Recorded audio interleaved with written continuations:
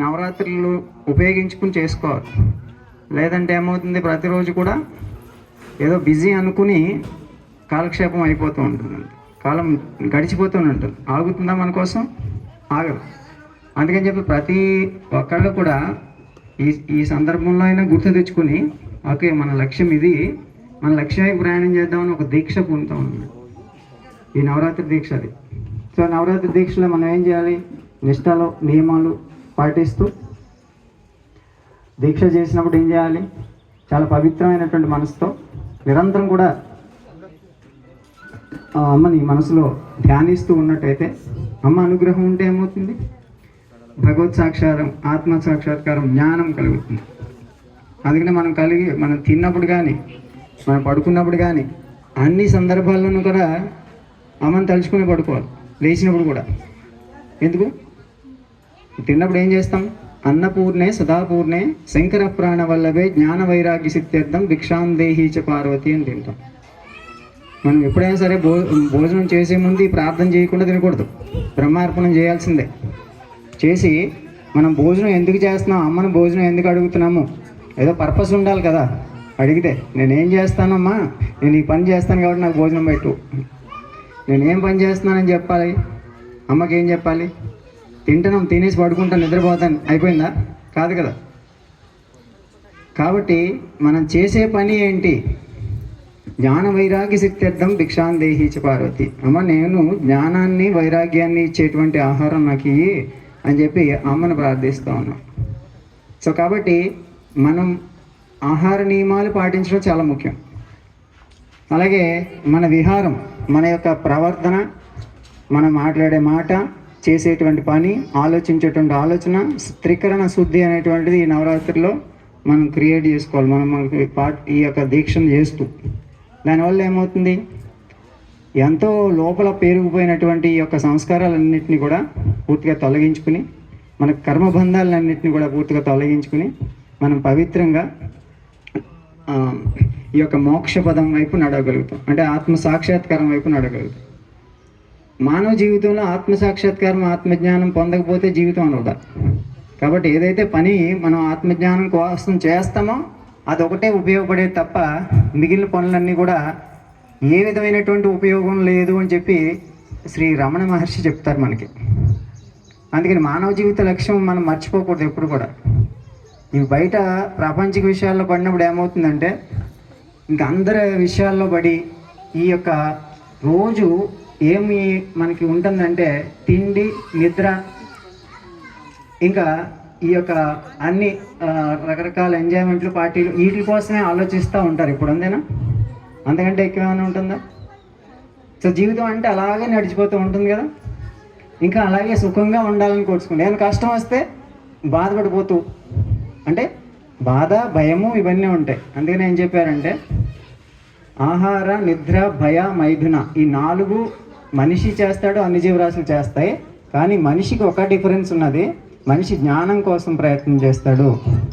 The power of discrimination, విచక్షణ జ్ఞానం. ఏది శాశ్వతము, ఏది అశాశ్వతం అనేటువంటిది మనం తెలుసుకుని మనం ఏం చేయాలి అనేటువంటిది మనకి అయింది ఇంగిత జ్ఞానం ఉంది. ఒక భగవద్గీత చదువుకుని నా భగవంతుడు ఏం చెప్పాడో అది ఆ పదంలో నడుచుకుందాం అనేటువంటి జ్ఞానము ఏదైనా ఇంకొక జీవరాశి చేయగలుగుతుందా? మనకి అన్ని జీవరాశుల్ని పిలిచి వినండి, మీరు భగవద్గీత వినండి అంటే ఏంటయా? వినవు కదా. కాబట్టి ఏంటంటే మనం యాక్చువల్గా ఏం చేయాలనేటువంటి భగవంతుడే చెప్పాడు. మధ్యలో ఇంకో టీవీలు చెప్పగలదు, యూట్యూబ్లు చెప్పాల్సిన అవసరం లే. మనకి భగవంతుడే డైరెక్ట్గా చెప్పాడు భగవద్గీతలో. కాబట్టి అందులో ఇచ్చినటువంటి మార్గాన్ని మనం అనుసరించాలి. ఆత్మ సాక్షాత్కారం పొందడం కోసం ఆయన గొప్ప సందేశాలు మనకి మార్గాలు చూపించారు. మనకి ఆత్మజ్ఞానం పొందడం, ఆత్మ సంయమ యోగంలో చెప్తారు మనసును ఏ విధంగా అదుపు చేసుకోవాలి, మనసులో ఉన్నటువంటి ఆందోళనన్నింటినీ తొలగించుకుని ఆ యొక్క మనకున్నటువంటి ఈ ఇంద్రియాల యొక్క లోలత్వం అంటే ఏంటి? మనం చేయకూడని పనులు ఎందుకు చేస్తారు? ఇంద్రియాలకు లోనైపోయి. కాబట్టి ఇంద్రియాలను ఎలాగా అదుపులో చేసుకోవాలి, ఇవన్నిటిని కూడా పరమాత్మ మనకి జ్ఞానాన్ని బోధించారు. కాబట్టి ఆ బోధన విని అర్థం చేసుకుని నేర్చుకుని చేయాలి. అదే యోగం. ఆ యోగంలో 4 యోగాలు ఇచ్చారనమాట మనకి. అందులో మనకందరికీ తెలుసు భక్తి యోగం. ఇప్పుడు భక్తిగా మనకి పూజలు చేసుకుంటాము. భక్తి అంటే నిజంగా చెప్పాలంటే భక్తి యోగంలో పూజలు అని ఎక్కడ చెప్పలే, ఏం చెప్పారు? అన్ని జీవరాశుల్లో ఉన్నటువంటి భగవంతుని చూడడమే భక్తి అని చెప్పారు. ఆరాధించడం ఎలా ఆరాధించాలి? అన్ని జీవరాశుల్లో. అందుకని మనం పూజ అయిన తర్వాత ఏం చేస్తాం? ఆయన మన గురుగారు ఏం చెప్పారు? లోకా సమస్త సుఖినో భవంతు అని చెప్పారు. మీరు పూజ అయిన తర్వాత ఏం చేస్తారు? లోకా సమస్త సుఖినో భవంతు, అందరూ సుఖం, నేను సుఖంగా ఉండాలి, అందరూ ఏడవాలని ఎవరన్నా ప్రార్థిస్తారా? ఎవరూ ప్రార్థించరు కదా. కాబట్టి అందరూ సుఖంగా ఉండాలనేటువంటిది మన సనాతన ధర్మంలో ఉన్నటువంటి గొప్ప ఇదేంటంటే, ఎప్పుడు కూడా ఏ పని చేసినా కానీ లోకా సమస్త సుఖినో భవంతు, అందరూ సుఖంగా ఉండాలని కోరుకుంటాం, అంతే కదా. అలాంటి గొప్ప ధర్మం మనది. కాబట్టి మనం ఏ కార్యక్రమం చేసినప్పుడు కూడా అందరిలో, ఇప్పుడు భోజనం అన్నదానం జరుగుతుంది, అన్నదానం జరిగినప్పుడు అక్కడ వడ్డించే వాళ్ళు కానీ అక్కడ వండేవాళ్ళు కానీ పరమాత్మకి తయారు చేస్తున్నాను, అక్కడ మన ముందు వచ్చేవాడు పరమాత్మ అని చెప్పి పెట్టాలి. అక్కడ వచ్చేవాళ్ళు అందరూ కూడా పరమాత్మ అని చెప్పాలి. ఇప్పుడు ఏంటంటే, ఇప్పుడు అంత బఫే సిస్టమ్ వచ్చిన తర్వాత అసలు ఏమవుతుందో అది అర్థం కావట్లేదు పరిస్థితి. కాబట్టి ఏంటంటే, మామూలుగా మనం ఏంటి కూర్చుండబెట్టి మంచిగా, ఇప్పుడు మనకి స్వాములకి భోజనాలు ఎట్లా పెడతాం అట్లా కూర్చుండబెట్టి భగవంతుడికి, స్వామి అంటే భగవంతుడికి భోజనం పెట్టడం అన్నట్టు పెట్టేవాళ్ళు. ఎవరికి పెట్టినా అదే విధంగా పెట్టేవాళ్ళు, అవునా కదా. ఇప్పుడేం బఫే వచ్చిన తర్వాత ఏమైంది? అంతా ఇట్లా నిలబడాల్సి వస్తుంది లైన్లో. కానీ ఎలా అయినప్పటికి కూడా కానీ భోజనం పెట్టేవాళ్ళు కానీ తినేవాళ్ళు కానీ బ్రహ్మార్పణం బ్రహ్మహవి బ్రహ్మౌగ్నో బ్రహ్మణాహుతం బ్రహ్మైవతేన గంతవ్యం బ్రహ్మకర్మ సమాధన. అంటే మనం తినేది కానీ తినబడే పదార్థం కానీ అలాగే తినేటువంటి వాడు కానీ ఇచ్చేటువంటి వాడు పెట్టేటువంటి వాడు అందరూ బ్రహ్మమే. అంటే ఏంటి? సర్వము పరమాత్మ స్వరూపమే అని చెప్పారు మనకి. కాబట్టి మనం ఎప్పుడైతే ఈ భావన మనం అలవాటు చేసుకుంటామో అన్నీ కూడా పవిత్రంగా కనిపిస్తాయి మనకి. ఇప్పుడు పచ్చకమట్లు వస్తే ఎలా కనబడతాయి? అన్నీ పచ్చగా కనబడతాయి. ఇలా మంచి భావన ఉన్నటువంటి వాడికి అన్నీ మంచిగా కనబడతాయి, చెడు భావన ఉన్నవాడికి అన్నీ చెడుగానే కనబడుతుంది, మంచిది కూడా చెడుగానే కనబడుతుంది. కాబట్టి చెడు అనేటువంటిది లోపలికి రానివ్వకుండా ఉండడం కోసం చేసేటువంటి ప్రయత్నమే ఇదంతా. మంచి చెడు మీద సాధించేదే విజయదశమి. విజయదశమి అంటే ఈ చెడునంతటిని తొలగించి మంచి యొక్క విజయాన్ని విజయదశమిగా జరుపుకుంటాం. మరి ఆ చెడు ఏముంది? దశహర, 10 చెడ్డ లక్షణాలు, 10 శత్రువులు ఉన్నారు మనలో, వాళ్ళని పూర్తిగా తొలగించడమే. హర అంటే చంపేయడం. 10 మంది శత్రువులు ఉన్నారు మనకి, ఆ 10 మందిని శత్రువుల్ని మనం చంపాలన్నమాట. ఏ విధంగా? ఆ తల్లిని లోపల ప్రతిష్ఠింపజేసి మనం ఇక్కడ విగ్రహ రూపంలో మన లోపల ప్రతిష్ఠింపజేసి దీక్షగా చేయాలి. నాలో ఉన్నటువంటి కోపం భావాలు, కోరికలు భావాలు, కామం, ఇవన్నిటిని కూడా పూర్తిగా తొలగించుకోవాలి. లోభం, మదం, మాత్సర్యం, గర్వం, అహంకారం, ఇవన్నీ పూర్తిగా తొలగించి, ఇవన్నీ శత్రువులు. ఈ శత్రువులు ఎప్పుడైతే పోయిందో మనకి బీపీ లేదు, షుగరు లేదు, కీళ్ళ నొప్పులు లేవు, టెన్షన్ లేదు, ఏ బతుకంతా మంచిగా నడుస్తుంది. ఈ శత్రువుల వల్ల ఇదంతా నడుస్తుంది. ఈ వ్యాధులన్నీ ఎక్కడి నుంచి వస్తున్నాయి? మన మనసులోంచే వస్తూ ఉన్నాయి. కాబట్టి మన మనసుని ఈ విధంగా 9 రోజుల్లో, ఈ నవరాత్రులు 9 రోజుల్లో మనం ఎప్పుడైతే మనం అదుపు చేసుకోగలుగుతామో, ఎందుకంటే ఇది చాలా మంచి అవకాశం అన్నమాట. ఇంకోటి ఏంటంటే, మనకు వచ్చినటువంటి నవరాత్రుల విషయం అంతా కూడా మనకి ఏంటంటే జ్యోతిష్ శాస్త్రం ప్రకారంగా చూసినా, లేదంటే వేదాల ప్రకారంగా చూసినా, ఆ యొక్క సూర్య గమనం నుంచి, చంద్ర గమనం నుంచి అన్నీ కూడా కాస్మిక్ ఫోర్సెస్ అన్నీ కూడా మనకు సహాయకారిగా ఉండేటట్టు, మన దీక్షకే సహాయం చేసేటువంటి సమయం అన్నమాట. మరి వేరే టైంలో పెట్టచ్చు కదా, కానీ ఈ దసరా ఈ టైంలోనే ఎందుకు పెట్టాలి క్యాలెండర్లో? ఈ టైంలో ఉండేటువంటి ఆ యొక్క ప్రకృతి యొక్క ఫోర్సెస్ అన్నీ కూడా మన చుట్టూ ఉన్నటువంటి దేవతా స్వరూపాలన్నీ కూడా, సూర్యుడు, చంద్రుడు అందరూ కూడా మనకి సహకరిస్తారు మన దీక్షకి. కాబట్టి ఈ సమయం అంత గొప్పదనమాట, అందుకని అంత పవిత్రంగా ఉంటాం. అలాగే కార్తీక మాసంలో చేస్తాం దీక్ష. ఎందుకు చేసేది? కార్తీక మాసంలో ఉండేటువంటి ఆ రోజు, ఆ కార్తీక పౌర్ణమి నాడు ఉండేటువంటి ఆ పవరు, అలాంటి ఒక్కొక్క రోజుకి ఒక్కొక్క శక్తి ఉంది. ఆ శక్తిని అంతా మనం దేనికి ఉపయోగించాలి? మనలో ఆధ్యాత్మిక శక్తిని పెంచుకోవడానికి ఉపయోగించాలి. రోజు రోజుకి శక్తివంతులు అవ్వాలా, శక్తిహీనులు అవ్వాలా చెప్పండి? అందరూ శక్తివంతులు కావాలి కదా. శక్తి అంటే శక్తి రూపం ఇక్కడ మనం పెట్టుకున్నది. అంటే ఏంటి? మనలో ఉన్నటువంటి శక్తి, ఇచ్ఛాశక్తి, జ్ఞానశక్తి, క్రియాశక్తి అని 3 శక్తులు ఉంటాయి. సో కాబట్టి ఆ శక్తులన్నింటినీ కూడా మనం ప్రార్థిస్తాం. సరస్వతి, లక్ష్మి, కాళీ, ఈ 3 రూపాల్లో కూడా మనం కొలుచుకుంటాం. 3 శక్తులు. ఈ త్రిశక్తులు ఎక్కడున్నాయి? ఈ త్రిశక్తులు మనలోనే ఉన్నాయి. ఈ త్రిశక్తులు మన నుంచి ఆ శక్తిని మనం తెలుసుకొని ఆ పవర్ని అంతటిని మనం తీసుకొచ్చి మనలో ఉన్నటువంటి, మన మనసులో ఉన్నటువంటి శత్రువుల్ని జయించి మనలో ఎట్టి పరిస్థితుల్లో కూడా టెన్షన్ కానీ, భయం కానీ, కోపం కానీ, ద్వేషం కానీ, అసూయ కానీ లేకుండా మనం ఎప్పుడైతే తొలగించుకుంటామో ఎప్పుడు ఆనందమే ఉంటుంది. మనం అందరికీ ఆనందాన్ని పంచగలుగుతాం. మనం ఎక్కడుంటే అక్కడ మీకు ఒకళ్ళకే కదా ఆరోగ్యం, మన చుట్టూ ఉన్న వాళ్ళకి అందరికీ ఆరోగ్యం అవుతుంది ఎప్పుడు మనం అలా పవిత్రంగా ఉండగలిగితే. కాబట్టి మీరందరూ కూడా ముఖ్యంగా తల్లి ఈ యొక్క ఒక గృహానికి తల్లి చాలా ముఖ్యం. తల్లి ఎలాగుంటే ఆ గృహం అలా తయారవుతుంది. కాబట్టి శక్తి ఎవరు? మీరు.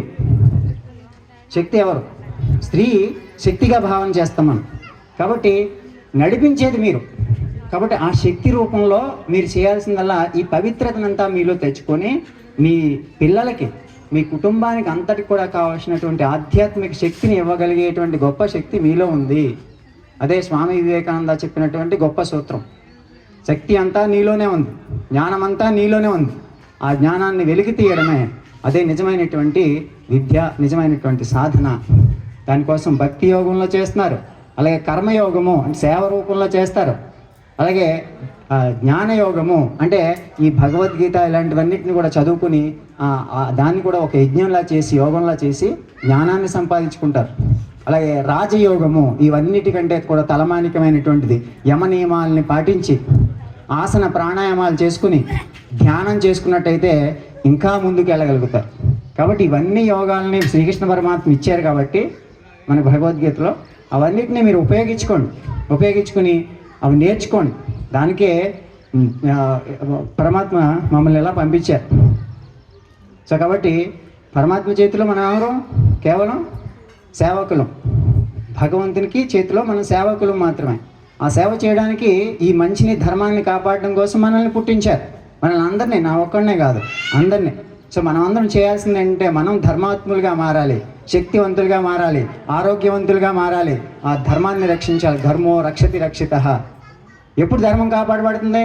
నువ్వు ఆరోగ్యంగా ఉంటేనే నీ ఆలోచన కరెక్ట్గా ఉంటుంది, ఆరోగ్యంగా లేకపోతే కరెక్ట్గా ఉంటుంది. కాబట్టి ఆరోగ్యాన్ని కాపాడుకునేటువంటి పని చేయండి. ఆరోగ్యాన్ని నాశనం చేసి ఏది కూడా మనకి లోపలికి వెళ్ళకూడదు. బయట నుంచి దొరికేటువంటి విషయాలు ఏది లోపలికి వెళ్ళకూడదు. అంత పవిత్రంగా మన ఆహారాన్ని మెయింటైన్ చేయాలన్నమాట. ఆయుష్ సత్వ బలారోగ్య సుఖప్రీతి వివర్ధన రస్య స్నిగ్ధ స్థిరాహృద్య ఆహార సాత్విక ప్రియ అని చెప్పి ఆహారం ఎలా ఉండాలి అనేటువంటిది, సత్వగుణాన్ని ఇచ్చేటువంటి మంచి ఆహారము, సాత్విక ఆహారాన్ని తీసుకోమని, ఆరోగ్యాన్ని ఇచ్చేటువంటి తీసుకోమని చెప్పి పరమాత్మ చెప్పారు. ఇప్పుడు ఏం తీసుకుంటున్నారు? అందరూ జంక్ ఫుడ్లే, బయట కొనేటువంటి, బయట తినేది ఏది కూడా పనికిరాదు. అది గుర్తుపెట్టుకోండి, అవన్నీ కూడా విషాహారాలు. ఏదైనా విషాహారం కాదని ప్రూవ్ చేయండి. అన్ని విషయాలే ఉంటాయి. ఇప్పుడు మీరు కురుకురే ప్యాకెట్లు తీసుకున్నా, కూల్ డ్రింకులు తీసుకున్నా, ఇంకోటి తీసుకున్నా, అన్నీ కూడా బయట అంతా కూడా షుగర్ పదార్థంతో తయారైపోయి. షుగర్ ఎంత పాయిజన్, టాక్సిక్. షుగర్ అనేది తినేది పదార్థం కాదు, షుగర్ ఆహారం కాదు, విషము. అది గుర్తుపెట్టుకోండి. షుగర్ వల్ల పళ్ళు ఊడిపోతే, తర్వాత కళ్ళు కనిపించకుండా పోతే, తర్వాత ఏమవుతుంది? ఇంకా అనేక రకాలైనటువంటి డిసీజులు వచ్చేస్తూ ఉంటాయి శరీరానికి. బోన్స్ని నాశనం చేసేస్తుంది, తినేస్తుంది. షుగర్ అంత ప్రమాదం అన్నమాట. కాబట్టి ఇలాంటి కొన్ని విష పదార్థాలు మనలో ఉన్నాయి, మనకి అందుబాటులో ఉన్నాయి. అవి ఆహారం అనుకుని పొరపాటు పడకండి. మనకు భగవంతుడు ఆల్రెడీ చెప్పాడు ఏది తినాలో ఏది తినకూడదని. కాబట్టి ప్రకృతి నుంచి సహజంగా వచ్చినటువంటి ఆహారాన్ని తీసుకోండి. ఆహారమే మన ఔషధం అవుతుంది, ప్రకృతే మన వైద్యుడు అవుతాడు. ఏ హాస్పిటల్కి తిరగాల్సిన అవసరం లేదు. భగవంతుడి కంటే గొప్ప వైద్యుడు లేదు. వైద్య సదాయోగి వీరహ మాధవో మధుహు అతీంద్రియో మహామాయో మహోత్సాహో మహాబల అంటారు విష్ణు సహస్రనామం. ఎందుకు? వైద్యులకే వైద్యుడు ఎవరు? నారాయణుడు. మరి ఆయన పట్టుకోకుండా వీళ్ళందరి చుట్టూ తిరిగి మీరు లక్షలు ఖర్చు పడేందుకు దేనికి? అవునా కదా? సో కాబట్టి మీరు గుర్తుపెట్టుకోవాల్సింది ఏంటంటే మనలో అంత శక్తి ఉంది. ఆ శక్తిని పెంచుకునేటువంటివే ఈ యొక్క వ్రతాలు, దీక్షలు, ఈ నవరాత్రి యొక్క ముఖ్యమైనటువంటి విషయం మనం గుర్తుపెట్టుకోవాలి. అందులో మనం విజయదశమి జరుపుకోబోతున్నాం. దసరా అంటే ఈ 10 మంది శత్రువుల్ని తొలగించి లాస్ట్లో విజయదశమి అంటే మీ యొక్క శత్రువులందరినీ జయించినటువంటి విజయాన్ని మీరు సెలబ్రేట్ చేసుకోవడమే విజయదశమి. అంతేకాని అందరూ ఏదో మొత్తం మనం ఏదన్నా పిండి వంటలు చేసుకుని భోజనాలు తినేయడం అది కాదు విజయదశమి అంటే. విజయదశమి మనలో శత్రువుల్ని తొలగించుకోవడం అన్నమాట. అర్థమైందా? జనరల్గా ఇప్పుడు ఏమైందంటే ఏ పండుగ వచ్చినా కానీ ఏ